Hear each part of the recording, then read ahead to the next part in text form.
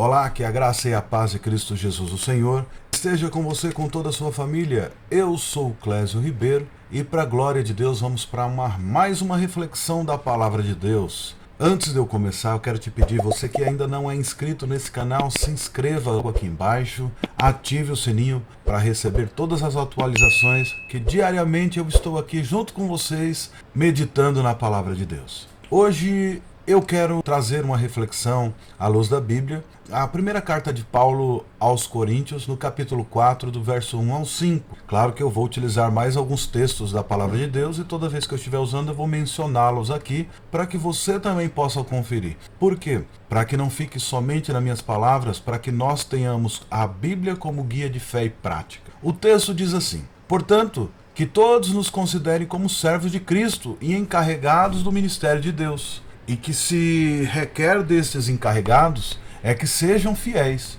Pouco me importa ser julgado por vocês ou por qualquer tribunal humano. De fato, nem eu julgo a mim mesmo. Embora em nada minha consciência me acuse, por tudo isso justifico a mim mesmo. O Senhor é quem me julga. Embora em nada minha consciência me acuse, nem por isso justifico a mim mesmo. O Senhor é quem me julga. Portanto, não julguem nada antes da hora devida. Espere até que o Senhor venha, e Ele trará à luz o que está oculto nas trevas e manifestará as intenções dos corações. Nessa ocasião, cada um receberá de Deus a sua aprovação. Queridos, uma das coisas que tem me preocupado nos dias atuais é que muitas pessoas têm usado erroneamente o texto de Mateus 7 para dizer: não julgueis, como se fosse um dos 10 mandamentos. Não matarás, não adulterarás, não furtarás, e assim sucessivamente. Não tem esse mandamento. Jesus, ele diz: não julgueis para que não sejais julgado, porque com a medida que medir, vos será medido. Então esse não é um mandamento, é uma recomendação. No entanto, os textos da Bíblia nos diz para nós julgarmos entre a direita e a esquerda, para julgar os que dizem ser apóstolos e não são, para julgar a profecia. Nós temos que julgar. Algumas coisas nós temos que julgar. Agora, algumas coisas nós não temos que nos preocupar. Nesse texto aqui, o apóstolo Paulo, ele vem nos falando exatamente sobre isso, no verso 3. Pouco me importa ser julgado por vocês. Ou seja, as pessoas já o julgavam. Ou por qualquer tribunal humano. De fato, nem eu julgo a mim mesmo. Por quê? O apóstolo Paulo, ele sabia que ele iria morrer no futuro, que ele iria entregar a sua vida, que ele ia ser julgado e morto. Então, assim, ele não estava nem um pouco preocupado se ele iria ser julgado e condenado, porque a consciência dele era limpa, porque ele estava fazendo a obra que Deus tinha o predestinado a fazer, que Deus o tinha comissionado a fazer, que Deus o tinha, através da sua presciência, o escolhido para fazer aquela obra. E nem por isso ele se justificava. Ele fala: embora a minha consciência esteja limpa, nem por isso eu justifico a mim mesmo. O Senhor é quem me julga. Daí ele deixa uma recomendação. Isso aqui é uma recomendação: não julgue nada antes da hora devida. Ou seja, cada coisa ser julgada no devido momento. Outra recomendação: esperem até que o Senhor venha e Ele trará à luz o que está oculto nas trevas e manifestará as intenções dos corações humanos. Nessa ocasião, cada um receberá de Deus a sua aprovação. Essa preocupação de Paulo está evidente em colocar nesse texto, porque sempre houve na história da igreja cristã uma preocupação. Qual é a hora que nós devemos julgar algumas situações? E na própria igreja de Coríntios teve hora que eles levaram para pessoas fora da igreja para julgar casos que poderia ter sido resolvido por eles. Por isso que o apóstolo Paulo vem sempre orientar aquela igreja e falar: não se precipite na hora do julgamento, mas julgar mesmo de trazer condenação a alguma pessoa e trazer um peso de acordo com o que a pessoa devia. E hoje, muitas pessoas ficam falando: não julgue para você não dar opinião, entendeu? Cada um com a sua opinião. Mas não é disso que a Bíblia vem falar. E nem é disso que eu quero falar hoje. Porque hoje o que eu quero trabalhar é sobre uma coisa, sobre o verso 1 desse texto. Portanto, que todos se considerem como servos de Cristo, encarregados dos mistérios de Deus. Que todos se considerem. Porque Deus nos chamou para sermos servos. E servos na questão de servos escravos. Não é de servos, de empregados, só de servir. É o serviço completo, de corpo, alma e espírito. Hoje eu tenho ouvido muitas pregações nas igrejas por onde eu já passei. Na televisão a gente pode ver isso. na mídia, ensinando como a gente pode obter o melhor de Deus aqui na Terra. Prosperidade, principalmente. Existem muitos livros escritos falando sobre isso. Como ter um casamento feliz, como ter uma vida abençoada, como ter uma vida próspera. Eu mesmo prego muito sobre isso também. Mas hoje o que eu venho falar aqui com você é o que Deus espera que nós sejamos. O apóstolo Paulo nos diz que todos devemos ser considerados como servos de Cristo e deseja que isto seja feito com fidelidade. E que nós não sejamos apressados, mas sendo humildes e perseverantes até o fim. Nós devemos ter algumas características que os primeiros cristãos, que os apóstolos tiveram. Eles tinham a fidelidade pela palavra de Deus e por Cristo. Eles não eram precipitados, eles não se precipitavam na hora de sair para o ministério para pregar a palavra. E eles tinham uma característica neles, que eles eram humildes. Eles sempre tratavam uns aos outros como sendo o maior. Uma das questões que eu quero aqui me aprofundar um pouco mais é sobre a questão da fidelidade. Deus nos chamou para sermos servos fiéis. Se a gente for pesquisar aqui, se você jogar no Google aí hoje e jogar fiel, você vai ver que fiel é uma palavra que quer dizer digno de fé, leal, honrado, uma pessoa que não falha. Como termos uma missão que é anunciar o Evangelho de Cristo neste mundo, e fazer a vontade de Deus aqui na terra, nós como servos, nós temos essa missão. Nós vamos ter que anunciar esse evangelho aqui. Nós devemos seguir os passos do nosso Senhor Jesus. Ou seja, nós temos que seguir os passos de Cristo. E isso muitas vezes significa não agradar as pessoas, mas agradar a Deus. Porque Jesus Cristo, quando esteve aqui, ele nos deu grande exemplo. O exemplo de Cristo foi chegar para uma mulher que era pecadora e não falar para ela: tá tudo bem, tá tudo tranquilo. Eu vim aqui para salvar, eu vim aqui para trazer o amor. Não. Ele olhou para a cara da mulher e ele disse: chame teu marido. E ela disse: mas eu não tenho marido. Ele disse: disseste bem, porque você já teve 4, 5 e o que você tem hoje não é seu. E aquela mulher olha para ele e fala: vejo que és profeta, porque você revelou toda a minha vida. Jesus chama aquela mulher de pecadora. E ela ainda, além de ouvir a palavra dele, ainda começa a questionar sobre outras coisas, porque falou: olha, verdadeiramente meu coração está aquecido por esse homem, pelo que ele tem falado. E ela sai e chama toda a população ali de Samaria e fala: vinde ver, porque eu conheci um homem que ele revelou todos os meus pecados e ele trouxe palavras que vai trazer salvação. Se Jesus estivesse preocupado em fazer média com aquela mulher samaritana, com certeza, talvez Jesus não tivesse sido crucificado. Porque se Jesus tivesse feito média com todas as pessoas, ele ia ser o político. Só que acontece, queridos, não haveria remissão de pecados. Sem Jesus, não existiria fidelidade para com Deus. Porque Jesus Cristo é o Cordeiro que foi morto desde a fundação do mundo. Ele foi aquele que foi prometido lá no Éden, quando quando Adão e Eva caíram, e que Deus se apresenta ali e fala para a serpente que ela se rastejaria e que comeria do pé da terra. Ele fala para a mulher que da semente da mulher nasceria um que pisaria na cabeça da serpente e que a serpente o feriria ao calcanhar. Então Jesus Cristo era aquele da semente da mulher que viria, que já foi prometido antes mesmo da fundação do mundo, que logo no primeiro estágio da raça humana na terra já foi prometido novamente que viria. E ele veio, não foi para fazer média com ninguém, ele veio para cumprir todas as escrituras, ser fiel a Deus.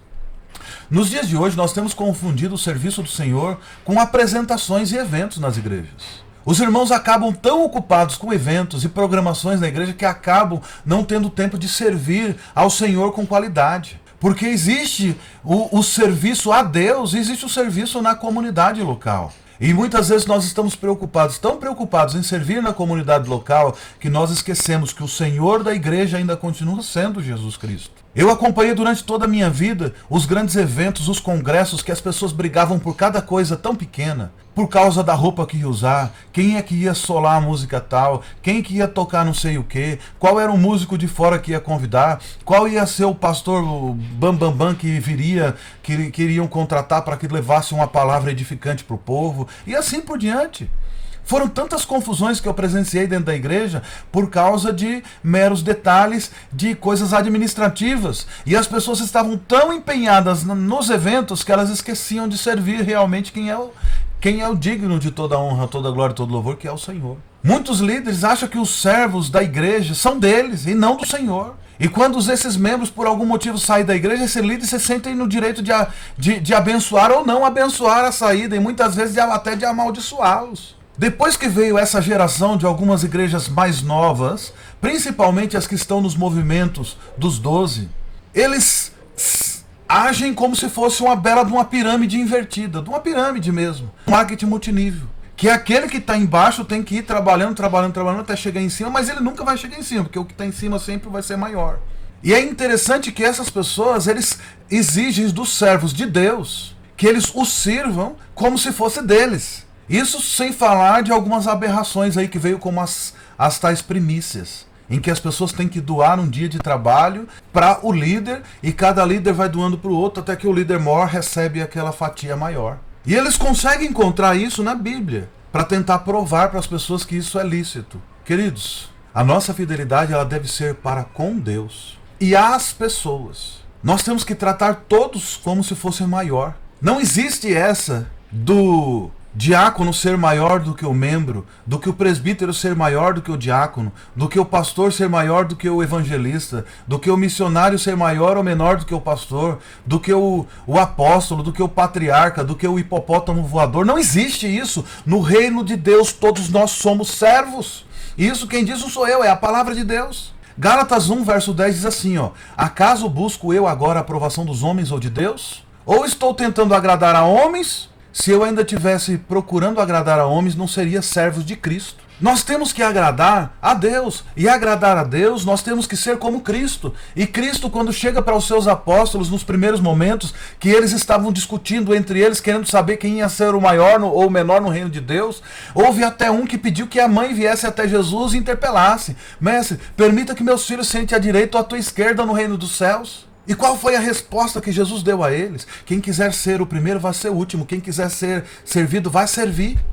Nós fomos chamados para servir, queridos. Nós estamos com uma igreja que está sendo corrompida, que homens estão se tornando ídolos dentro da igreja. E pessoas que se tornam idólatras de pessoas vivas estão cometendo o mesmo pecado de quem são idólatras de pessoas mortas. Nós temos que servir a Deus. Como diz Gálatas 1, 10. Eu busco a aprovação de homem ou de Deus? Eu estou tentando agradar a homem ou a Deus? Se eu ainda estivesse procurando agradar a homens, eu não seria servo de Cristo. E quem disse isso foi apóstolo Paulo. Uma das coisas que nós temos que nos preocupar é que nós não sejamos apressados. Como o texto que eu li, portanto não julgue nada antes da hora devida, esperem até que o Senhor venha, e Ele trará à luz o que está oculto nas trevas e manifestará as intenções dos corações humanos.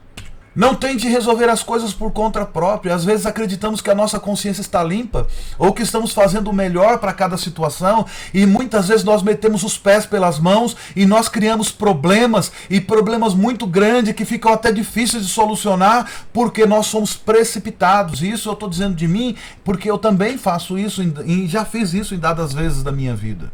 Pois como servos nós devemos esperar no Senhor, e esperar o tempo certo de Deus, porque tudo é no tempo dele. Porque todas as coisas cooperam para o bem daqueles que amam a Deus segundo o seu propósito. Nós temos que esperar o tempo certo. Tem coisas que tem que estar no tempo. Tem coisa que tem que estar no tempo certo. Nós temos que ter tratamentos. Nós temos que esperar o tempo certo. Porque Deus, no devido tempo, Ele vai nos levantar na posição de servos. Não é de senhores. Nós não temos serviçais do reino de Deus a nosso dispor. Nós temos que servir a igreja de Cristo. Nós devemos ser humildes.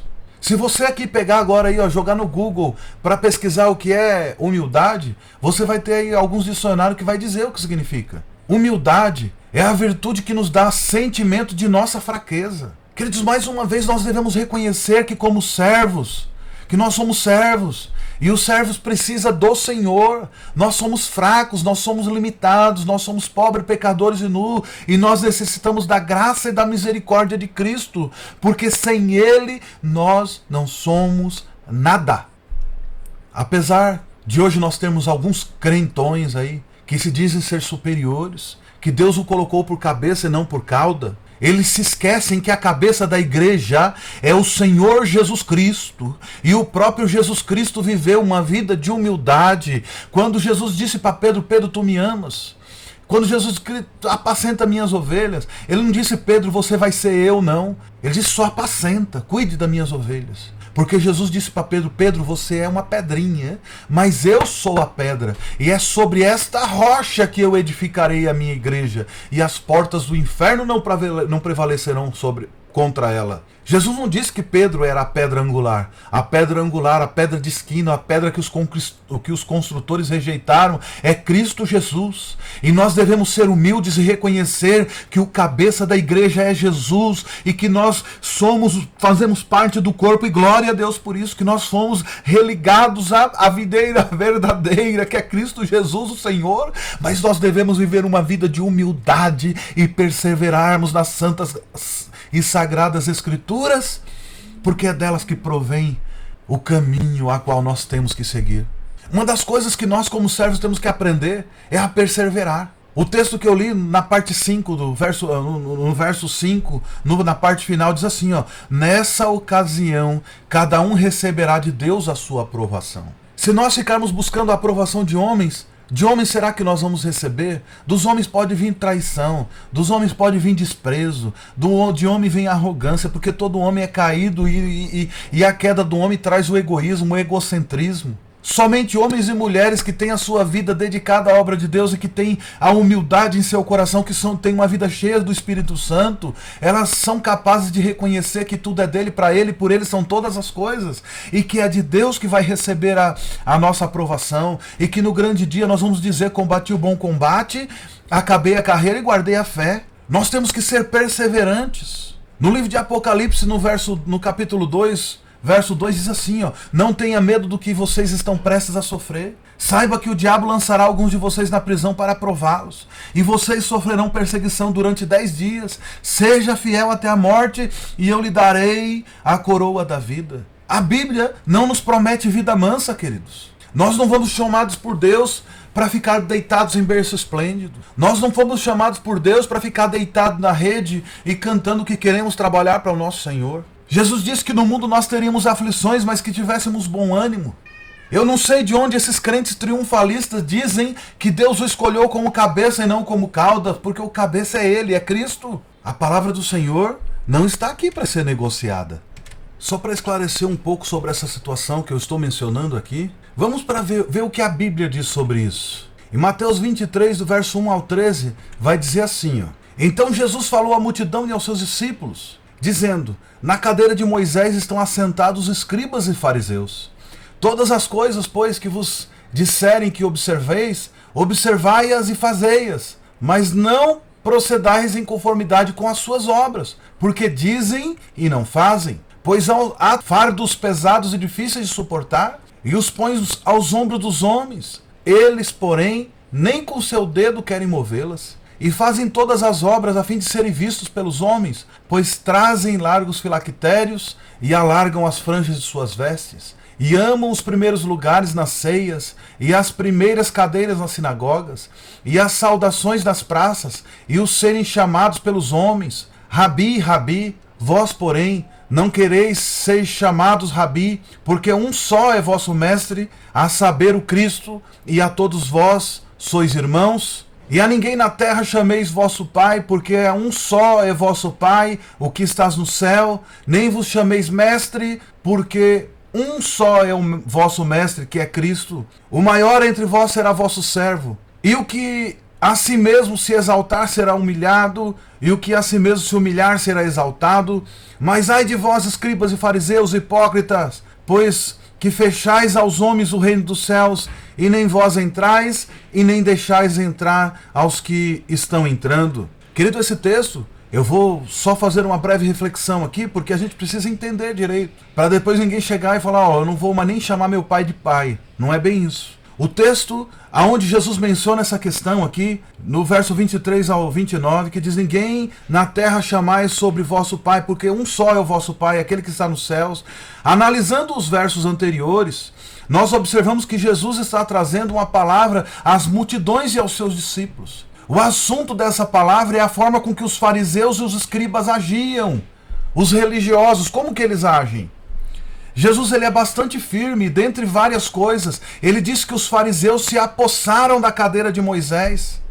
Os fariseus, os religiosos, os escribas, Eles se achavam os legisladores, os aplicadores da lei de Moisés, como Moisés mesmo havia sido. Jesus diz que eles eram falsos mestres. Eles falavam uma coisa e faziam outras. Eles oprimiam as pessoas com leis opressivas. Eles faziam as coisas com o objetivo de serem vistos, de serem bajulados, de serem aplaudidos, de serem honrados por pessoas. Eles amavam os primeiros lugares para serem tratados como os maiorais, como os bonzãos, como os melhorzão, como os santão. Eles gostavam de ser chamados de mestres, de pais, de guias. E isso enchia os egos deles.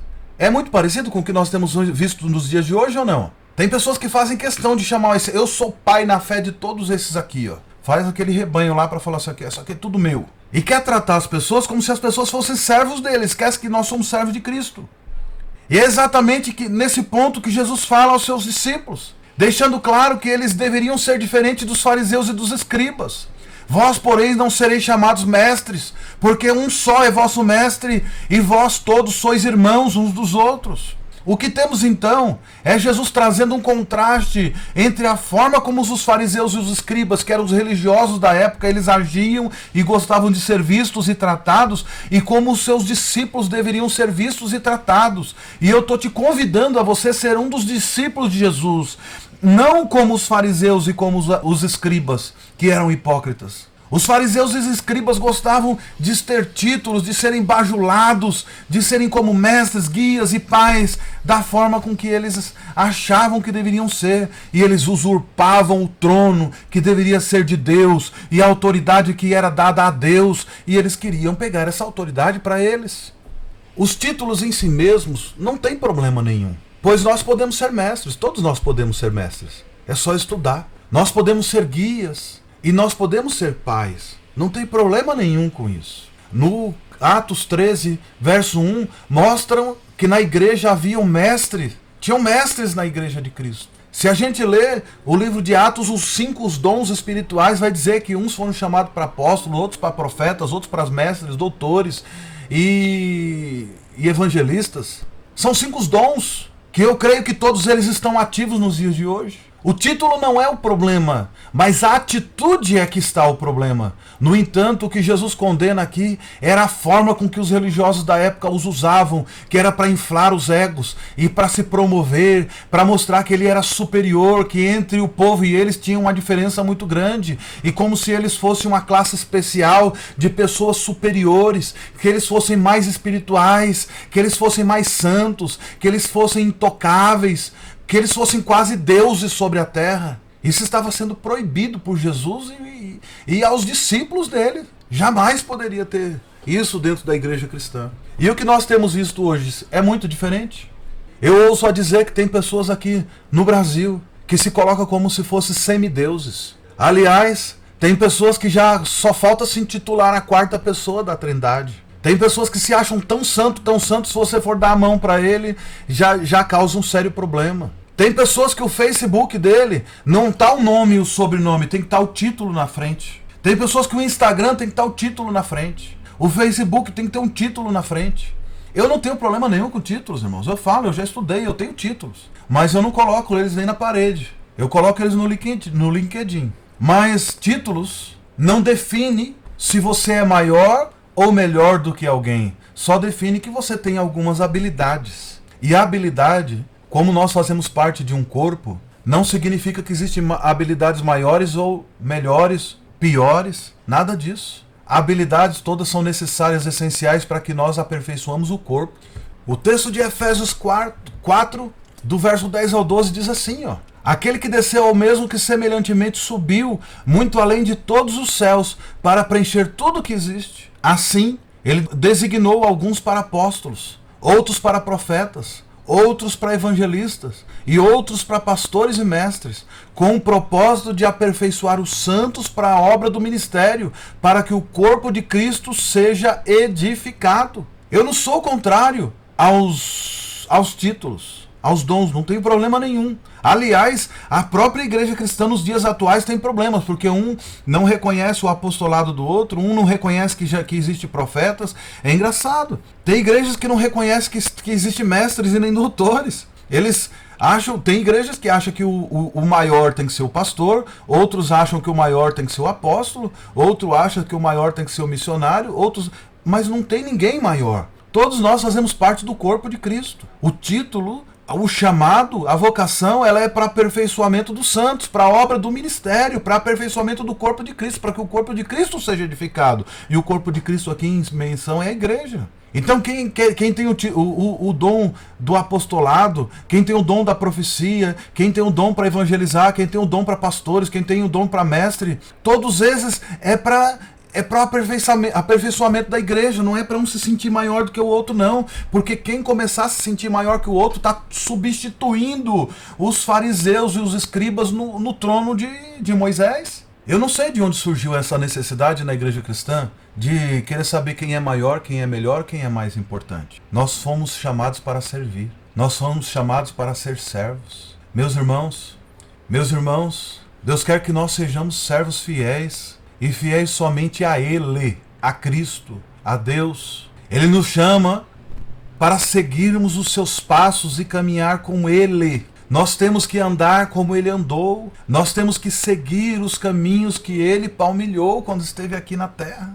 E neste caminho haverá tribulações. Haverão tribulações e nós temos que caminhar de glória em glória. Mas creiam, Deus jamais desamparará os seus filhos. O bom pastor conhece as suas ovelhas e o Senhor conhece os seus servos. Deus te conhece, o Espírito do Senhor te conhece, o Espírito Santo do Senhor está aí caminhando com você porque Ele não te deixou órfão. Ele disse que subiria para o Pai, mas mandaria outro, o Espírito Santo, o Consolador, o Espírito da verdade que o mundo não conhece, mas que Ele habitaria em vós, estaria em vós para sempre. Então, queridos, que nós sejamos servos, fiéis a Deus, somente a Ele. Que a gente não fique procurando honras e serem aplaudidos por homens. Deus nos chama para seguir os passos de Cristo Jesus. Mesmo que a gente venha passar por tribulações, mesmo que pessoas venham achar que nós somos estranhos, porque nós não estamos fazendo o que eles acham que nós devemos fazer.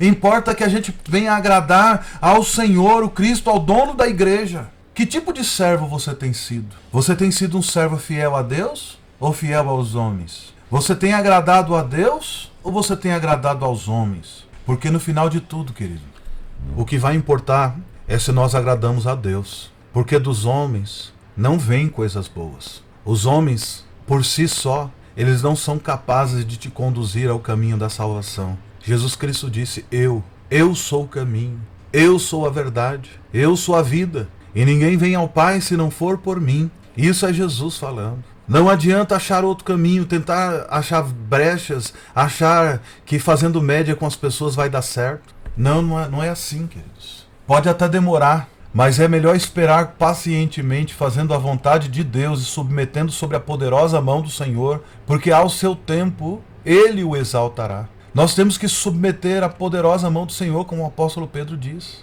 É sobre a poderosa mão do Senhor que nós temos que nos submeter-vos a Deus. Resista ao diabo e ele vai fugir de você. Hoje é o momento de você mudar a sua história e fazer um compromisso com o Senhor Jesus. Mude de atitude e comece a andar como Jesus.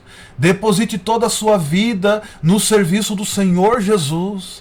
Esquece de servir a homens na questão de ser bajulador. Fuja disso. Fuja. Resista a isso. Resista aos soberbos. Não pensa que você vai estar fazendo a vontade de Deus se você está recebendo aplausos de homens. Importa é servir a Deus. Queridos, quantas vezes eu estou pregando em algumas igrejas, quando termina as pessoas vêm falar comigo, Deus, homem de Deus, que profecia, que coisa, como Deus te usou. Eu olho para qualquer um que fala, irmão, Deus usa até jumento. E talvez eu tenha sido só mais um jumento que eu fui usado hoje. Porque é assim. Deus usou urubu, Deus usou jumento, Deus usou criança, Deus usou até Nabucodonosor, que não era nem servo do Senhor. Deus usa pessoas de todas as formas, porque o que importa é o reino dele, não o nosso. Nós fomos chamados para fazer parte do reino de Deus. Nós não fomos chamados para receber aplausos de homens. Nós não fomos chamados para ficar fazendo média com homens. Nós somos chamados para anunciar o ano aceitável do Senhor. Nós somos chamados para apontar que o que é pecado e nós não podemos negociar com isso, porque nós temos que viver uma vida de santidade, de separação, porque há separação entre as trevas e a luz. A quem você tem tentado agradar? Porque no final de toda a história, se você agradou a Deus, você receberá a coroa da vida. Se você agradou a homens, o seu galardão já foi recebido pelos homens. Que o Espírito Santo do Senhor esteja falando com você, tocando em teu coração, que você possa ser moído por essa palavra e que você possa ser reconstruído e ser um vaso novo. E eu sou boca de Deus aqui para profetizar que se você já foi essa casa velha que vivia fazendo média com pessoas, buscando negociações e outras formas de se achegar a Deus através de pessoas, e você agora vai submeter a poderosa mão do Senhor, e a glória da segunda casa será maior do que a primeira, porque agora você vai aprender a servir a Deus de verdade e a servir aos homens, a ser servo de todos, mas em glória e honra ao nome de Cristo Jesus, para aperfeiçoamento de todos os santos. Que Deus o abençoe e guarde. Que Ele faça resplandecer o seu rosto sobre você. Que Ele tenha misericórdia de vós e que Ele te dê a paz.